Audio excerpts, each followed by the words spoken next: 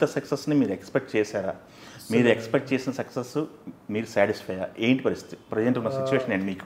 మేము ఎక్స్పెక్ట్ చేసిన సక్సెస్ ఏంటి అంటే మా సినిమా చూసి అందరూ చాలా బాగుంది అనాలి, లాస్ట్లో హనుమంతుల వారిని చూసి దండం పెట్టాలి అన్నది మేము ఎక్స్పెక్ట్ చేస్తాం. ఆ విధంగా ఆ సక్సెస్ మేము చాలా ఎంజాయ్ చేస్తున్నాం.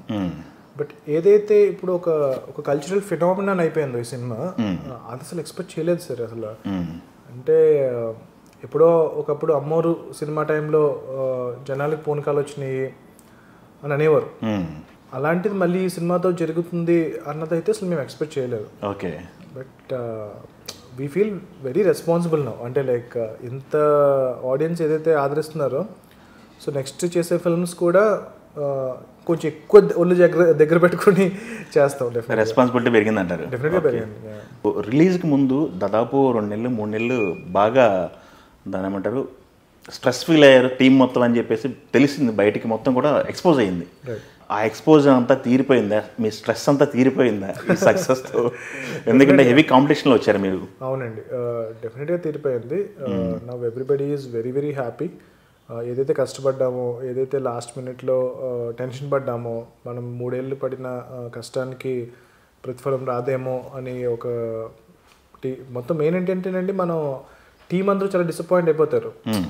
సినిమా అనేది ఎప్పుడు ఏంటంటే డైరెక్టర్ కంటిన్యూస్గా టీం అందరినీ ఎనర్జీస్ని తగ్గకుండా చూసుకోవాలి. దట్టు 3 ఏళ్ళు చేసాం కదండి సినిమా. సో 3 ఏళ్ళుగా వాళ్ళకి ఈ సినిమా మీద ఎగ్జైట్మెంట్ తగ్గకుండా మెయింటైన్ చేస్తూ చేసి తీసుకురావడం అనేది చాలా కష్టమైన విషయం అండి. డెఫినెట్గా సినిమాని విపరీతంగా ప్రేమించి పనిచేశారు మొత్తం మా టీం అందరూ. ప్లస్ ఏదైతే ఇప్పుడు ఈ సక్సెస్ ఉందో అది నాకన్నా మా టీం చాలా ఎక్కువ ఎంజాయ్ చేస్తున్నారు. టీమ్ స్పిరిట్ అవుట్పుట్ తెలుస్తుంది బయట. ఎస్, తెలుగు పీపుల్ ఎంజాయ్ చేస్తున్నారు. బట్ నార్త్లో సౌండ్ ఎలా ఉంది మీకు? మీరు నార్త్ టూర్లో వెళ్ళొచ్చారు. అవునండి. అక్కడ రెస్పాన్స్ ఎలా ఉంది నార్త్లో? ఎక్కువ అక్కడ కూడా అండి, అంటే లైక్ మేము రిలీజ్కి ముందు నుంచే ఒక టెంపుల్కి వెళ్ళాము, ప్రాచీన్ హనుమాన్ మందిర్ అని చెప్పి ఒక టెంపుల్ ఢిల్లీలో వెళ్ళాము. అక్కడ అసలు చూస్తే అంటే మనం డెఫినెట్గా హనుమంతుల వారిని విపరీతంగా నమ్ముతాము, బట్ అక్కడ డివోషన్ వేరే లెవెల్ అండి. అసలు వాళ్ళు ఎంత నమ్ముతారంటే అసలు చాలా పెద్ద క్యూ, నా లైఫ్లో ఎప్పుడు అంత పెద్ద క్యూ చూడలేదు. అంత పెద్ద క్యూలో వెయిట్ చేస్తున్నారు ఆ దర్శనం కోసం అని చెప్పి. ఓకే. అయితే మాకు అనిపించింది, అరే ఇంత డివోషన్తో ఉన్నారు వీళ్ళకి, మన సినిమా చూస్తే కనుక వాళ్ళు అసలు ఎంత హ్యాపీ ఫీల్ అవుతారు అన్నది మేము అనుకున్నాము. ఎలాగైతే మేము ఎక్స్పెక్ట్ చేసామో అలాగే సినిమా రిలీజ్ అయిన తర్వాత వర్డ్ ఆఫ్ మౌత్ అనమాట అండి. మేము ఎక్కువగా అక్కడ ఎక్కువ మేము పబ్లిసిటీకి ఎక్కువ ఖర్చు పెట్టలేదు.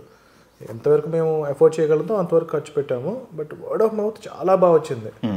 మెయిన్ రివ్యూస్ ఇనీషియల్గా ఫస్ట్ మేము ఒక ప్రెస్కి అక్కడ షో వేసాం. ఇక్కడ మనకి ఎలాగైతే మేము షో వేసాము ముందు రోజు అక్కడ కూడా షో వేసాం. అక్కడి నుంచే పాజిటివిటీ స్ప్రెడ్ అయిపోయింది. ప్రెస్లో చూసిన వాళ్ళందరూ కూడా విపరీతంగా పాజిటివ్గా చెప్పారు. అండ్ డెఫినెట్గా మీడియా మేజర్ రోల్ ప్లే చేసింది ఈ సినిమా జనాల్లోకి బాగా తీసుకెళ్ళడానికి. మా రిలీజ్కి ముందు ప్రొడ్యూసర్ గారిని ఇంటర్వ్యూ చేసినప్పుడు ఆయన ఒక మాట చెప్పారు, నేను ప్రొడ్యూసర్ లాగా వ్యవహరించలేదు, డైరెక్టరే ఓన్ చేసుకుని సినిమాకి నన్ను కంట్రోల్ చేస్తున్నారని చెప్పారు. అవును, యాక్చువల్గా ఆయన ఇంకా ఇప్పుడు సినిమాలో మీకు చికిచా చికిచా మనకు సాంగ్ ఉంటుంది, సూపర్ హీరో సాంగ్ ఒకటి కంపోజ్ చేసాం. ఆ సాంగ్ చేద్దామని ఆయన, ఓకే ఆ సాంగ్ ఎలాగైనా షూట్ చేద్దాం అంటే, నేను వదిలేండి అది, ఆ సాంగ్ వదిలేద్దాం, ఇప్పుడు ఆల్రెడీ సినిమా సరిపోతుంది, ఇప్పుడున్న సినిమా సరిపోతుంది ఆడియన్స్కి, అది మళ్ళీ అది షూట్ చేయాలంటే ఇంకో ₹1 కోటి అవుతుంది, మళ్ళీ ఎందుకు, అది కూడా మీకు రిస్క్, ఇంకా ఆల్రెడీ కొంచెం రిస్క్ ఉంది కదా, అది మళ్ళీ పెరుగుతుంది ఎందుకు అని చెప్పి నేను వద్దనివ్వండి. ఆయన లేదు ఆ సాంగ్ ఎలాగైనా చేద్దాం అనేవారు. సో అలాగా ఇంకొక సీక్వెన్స్ కూడా అనుకున్నాం యాక్చువల్లీగా మైకేల్ కోసం అని చెప్పి ఇంకొక మంచి సీన్ రాసాం.